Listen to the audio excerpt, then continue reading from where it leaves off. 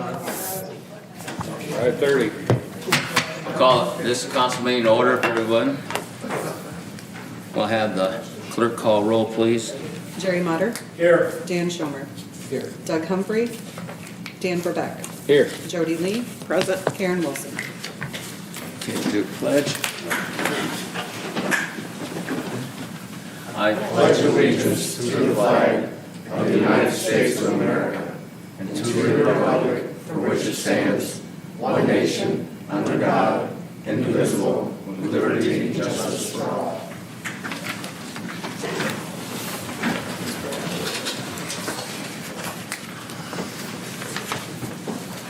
Okay, everybody's got a copy of the minutes of February 2nd. Take a look at those, and if there's any corrections or additions. I'll make a motion that we approve them. Okay, motion to approve the minutes. I'll second. Motion's been made and seconded. All in favor by saying aye. Aye. Opposed? And motion carried. Consideration of the treasurer's report. Ariane. Hello. So January was a typical January. We had our final property tax distribution, which was a really small one, and also the small amount of interest that Rock Island County divvies up to each of the municipalities based on what funds they had held. We do get a percent interest on that. I wanted to make note of a few changes that we're going to be having. The special tax allocation to fund, which is our TIF2 fund, is going to be officially closed after the termination ordinance is passed later tonight. I have transferred all of those funds into TIF4, but it'll officially be closed as of tonight, and so it won't be on this report in future because there won't be any activity. Another one, our economic development loan, we are processing a check for the $50,000 for the Brisman Fund to close that. We passed a resolution back in December. However, I was waiting for the Brisman Loan Foundation's EIN number so that we could get the vendor set up in the payables, and we finally got that. The only other note is that the assumptions for the water sewer fund, we're running in a deficit for the year. However, I have noticed we're trending a little bit higher than the budgeted deficit that we had, and that I believe is because we've added the Rainbow Ridge project to the budget after it was already passed. So we're going to be a little bit more in deficit in a hole than we had originally planned. The top 10 general fund revenues for January, sales tax, non-home rule sales tax, state income tax, and the cannabis tax all seem to be pretty normal. The municipal utility tax was up a little bit because obviously everyone's paying a little bit more, therefore we're receiving more taxes. And then the reimbursement and restitution was our quarterly MEG grant payment from the state of Illinois or from Illinois State Police. And like I mentioned earlier, the property tax for $28,000 was just our final distribution. Go to the second page. We had development agreement payment for $124,000 out of the TIF2 fund. That was the final one for TIF2, and then we'll only have development agreement payments out of TIFs 3 and 4 in the future. Engineering services for the water treatment plant and payments to other funds is for the police pension monthly distribution. Other professional services was for the flock safety. And the maintenance utility system for $13,000, that was when we paid Grant Construction to repair a water main because we weren't able to repair that ourselves. So those were the main expenditures that I wanted to touch base on. Our total Blackhawk Bacon Trust cash is $11,645,902.36. And we're holding $13,682,044.14 in our Illinois funds, for a grand total of $25,327,946.50. Anybody got any questions for Ariane? I'll make that motion that we approve the report. Is there a second? I'll second. Motion's been made and second to approve Ariane's report. All in favor by saying aye. Aye. Opposed? Okay, motion carried.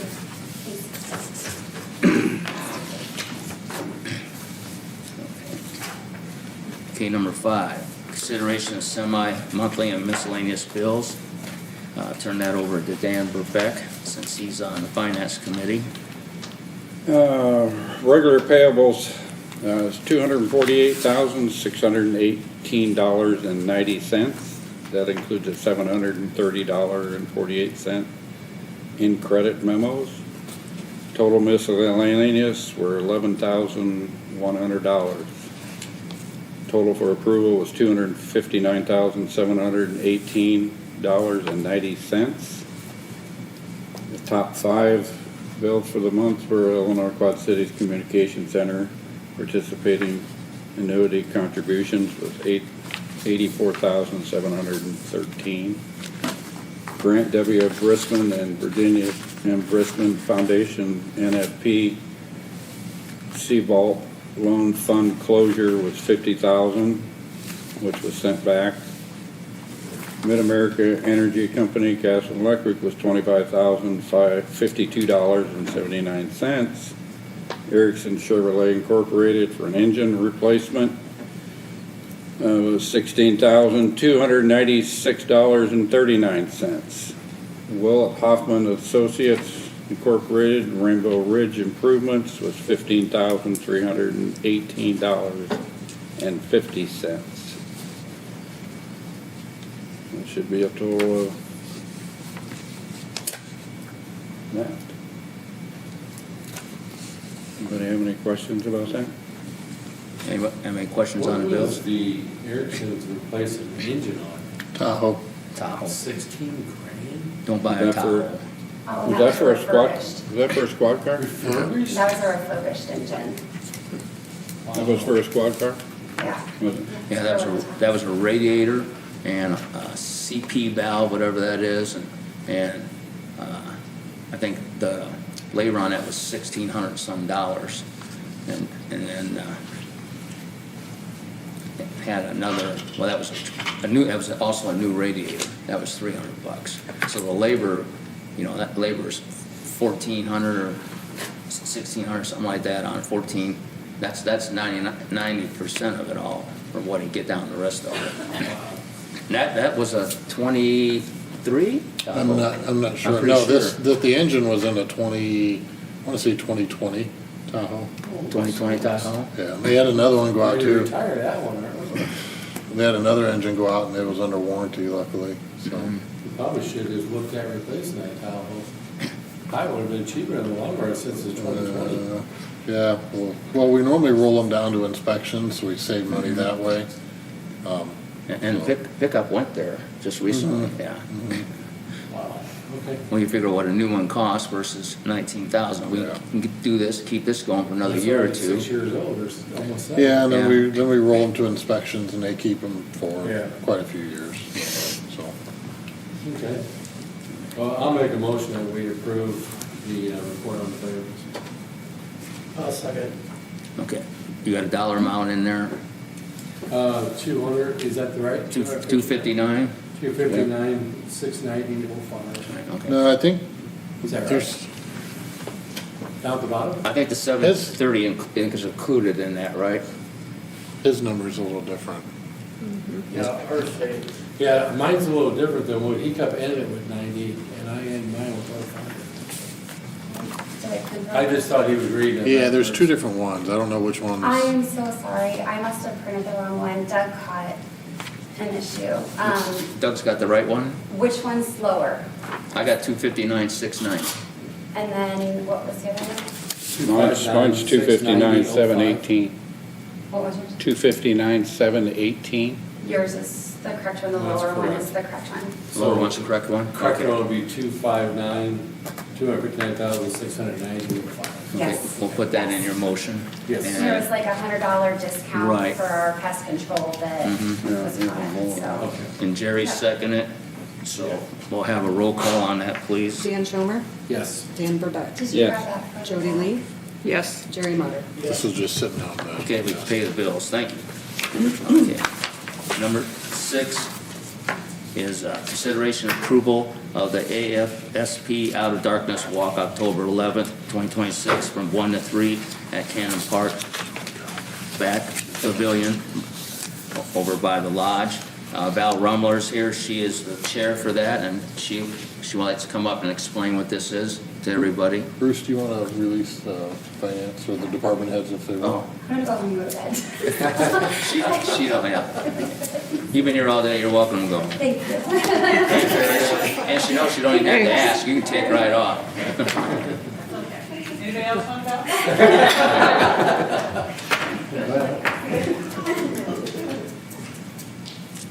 I brought one of my committee members. She's my co-chair and she's my marketing executive, I'll call her. Sales. Yeah. One by default. I'm a good salesperson. So anyway, I brought can I bring it up to one of you? And I made 3 copies, but my copies cut off at the very beginning, or at the very corner. So it kind of tells you a little bit about AFSP, period. So there are no offices here for AFSP. AFSP is a nonprofit organization that brings, are you guys all familiar with NAMI? Mm-hmm. Okay, well, NAMI's on mental health. It's like the largest grassroots nonprofit that goes through that. AFSP is that way with suicide.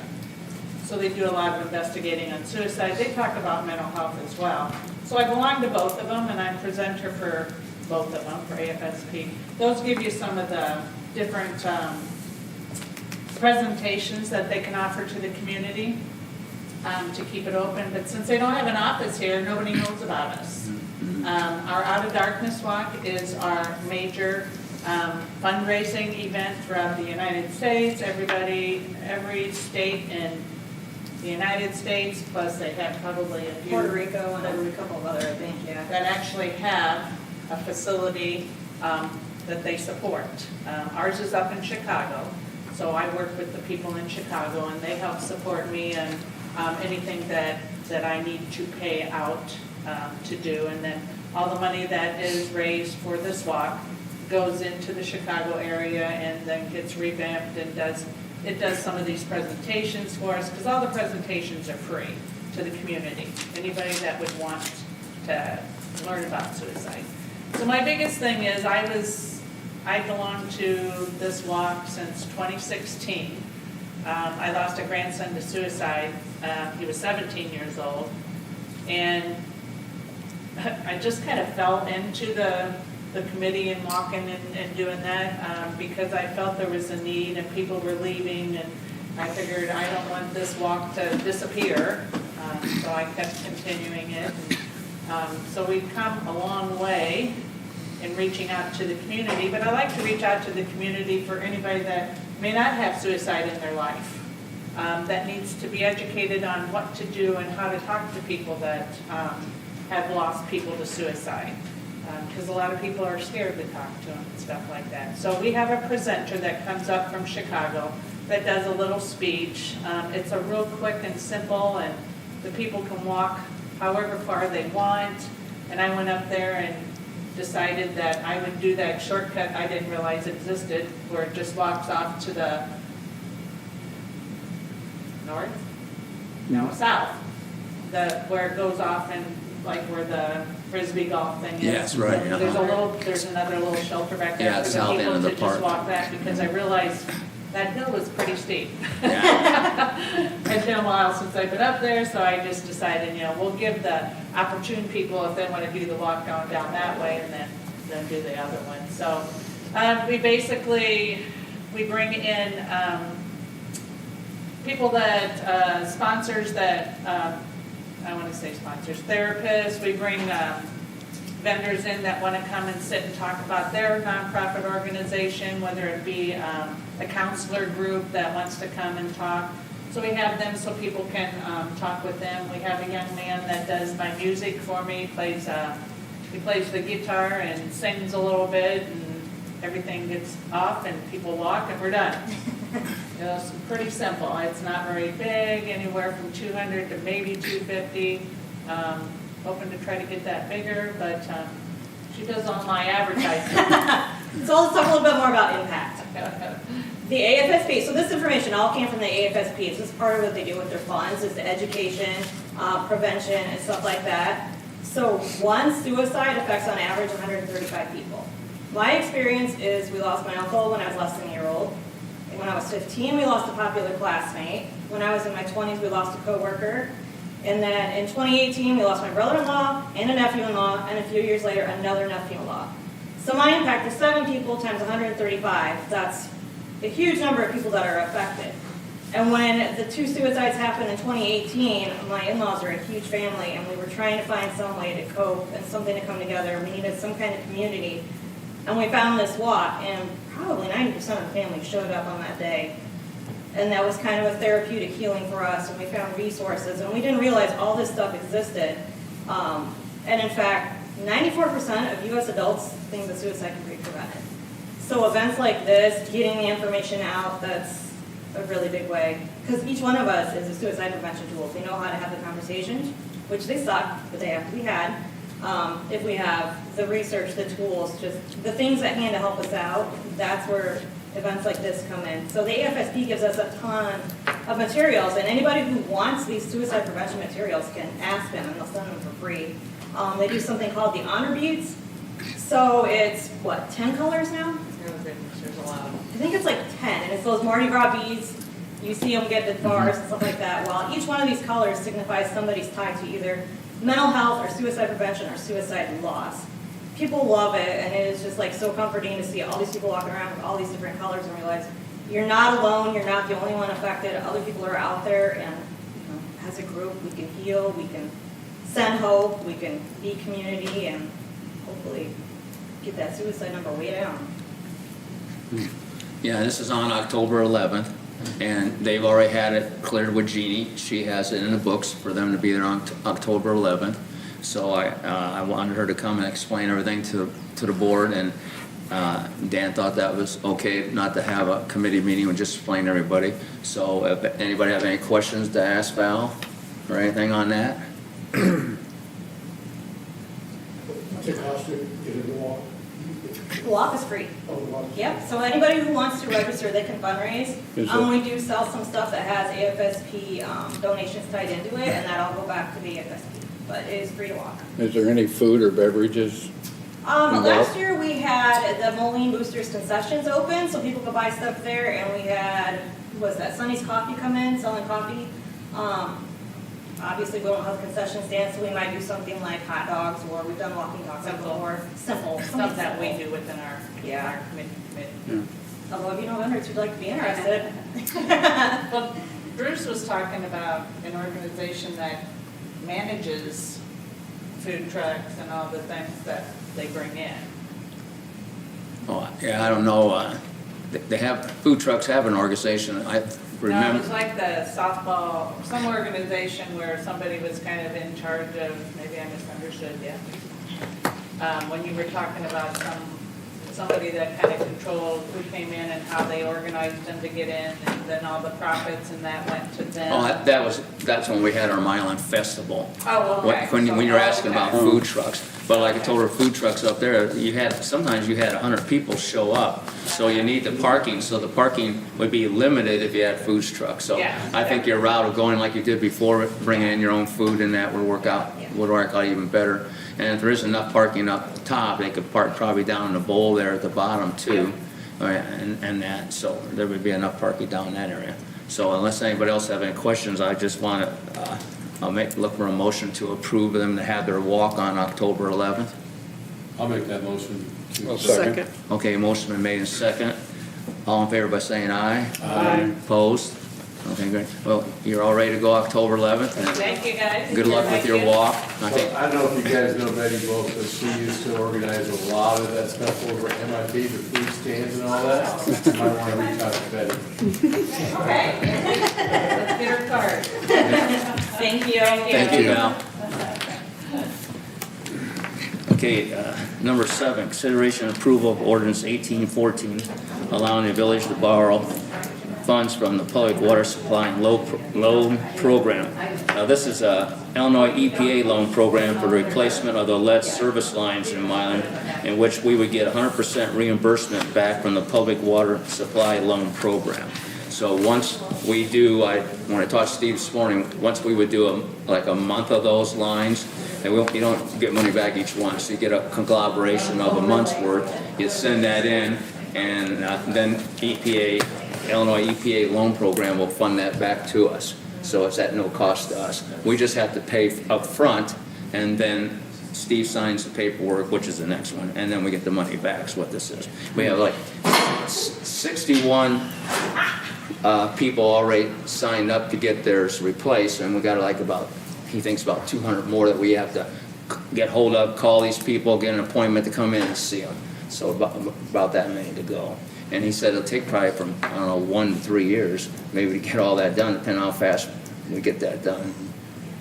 So there's about 250 properties in Milan that have the lead? well, and there's, Or somewhere in there? according to Kevin Farrell, our water and sewer superintendent, that's when he came up with the number of people. Now, as far as businesses, this is just citizens that have homes in there. Now, this would be not only lead, but it's also galvanized. That can be combined with the lead on the people's pipes. So it can start out with lead, and then by the time it gets to the faucet, it can be turned over to galvanized, because that all carries it right on down. The galvanized carry right on down to the lead, and then that's what we got to get rid of. So, but like to say, it's this is through the Illinois EPA, just like Rainbow Ridge. So we pay up front and then we get reimbursed. So it's not going to cost the village anything. Same thing that's going on up in Detroit and that too. Okay. Anybody if you don't have any other questions on that, do you, or anything? No? Pretty understandable? Okay. Well, I'll look for a motion to approve ordinance 1814. I make a motion that we approve ordinance 1814.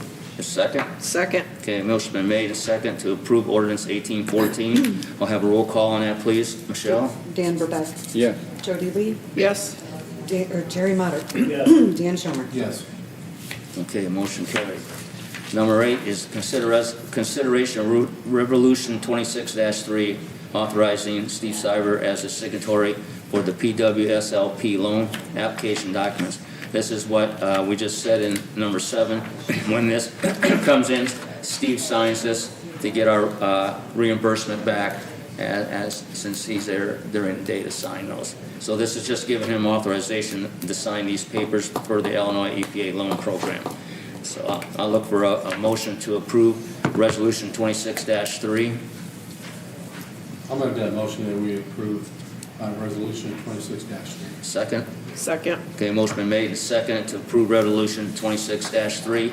We'll have Michelle call roll call on that too, please. Jody Lee. Yes. Jerry Motter. Yes. Dan Schomer. Yes.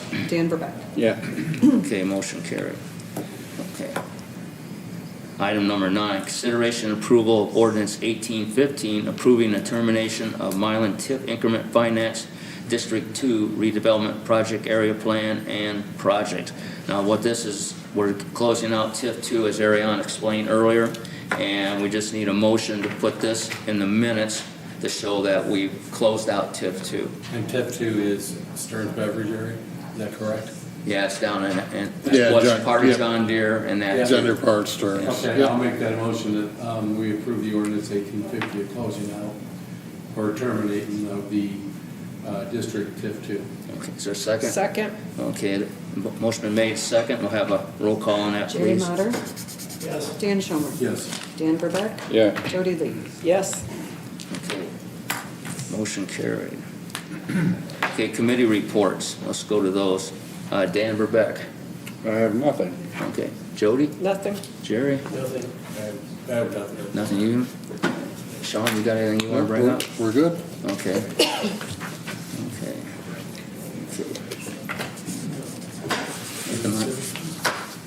Well, I'll get to that in a minute. Yeah, we'll go with that, Tracy. So before we go to citizens' opportunity, I was going to kind of do this every meeting, call on Dave and have a report from Metrolink since he's our liaison. You have anything new? No, you all should have gotten the last microtransit report. Yeah, I got that. All those out monthly.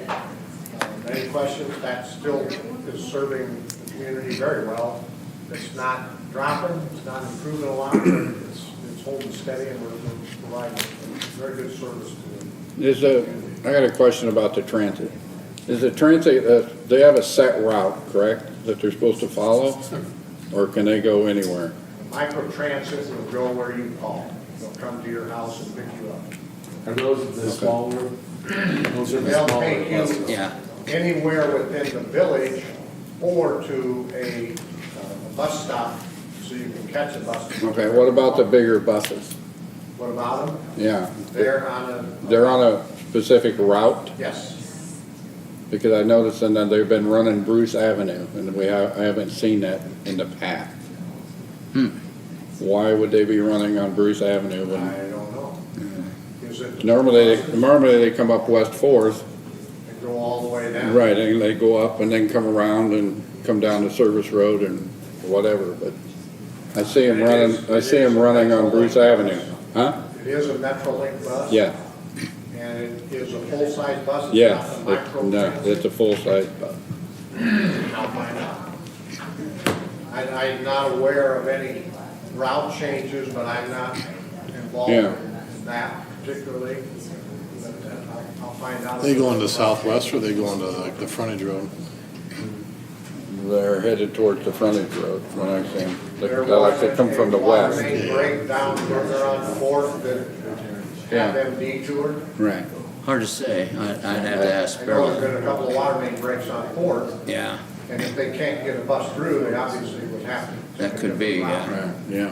Especially if it's not usual, like you say, it went right past your house and Dwayne's on Yeah. Bruce Avenue. Yeah. Yeah, it went all the way down Yeah. and come in. Well, that could be. But like say, Dave can check, just we double check anyway. Yeah, I just thought it was odd that I've seen them on Bruce Avenue, Well, it should, yeah. running east and west, and normally they come up West Fourth. And come out by the gas station? Yeah, And yeah. the daycare? Yeah. Yeah, okay, yeah, okay. Okay, I'll find out, Yeah. but that's kind of odd because that access road there alongside 67 is a bit narrow. Yeah, A bit of a sharp turn, so Yeah, it is. I'm not real sure. okay. Okay, we get a chance to check on that and we'll find out in the future. Thanks, Dave. Got anything else? No. Okay, thank you. Okay, no one, whoever signed up is already gone, so we have no citizens to talk. Okay, so I'll make a motion to adjourn. I'll second it. Okay, motion been made second. All in favor of saying aye? Aye. Okay. Everybody can eat their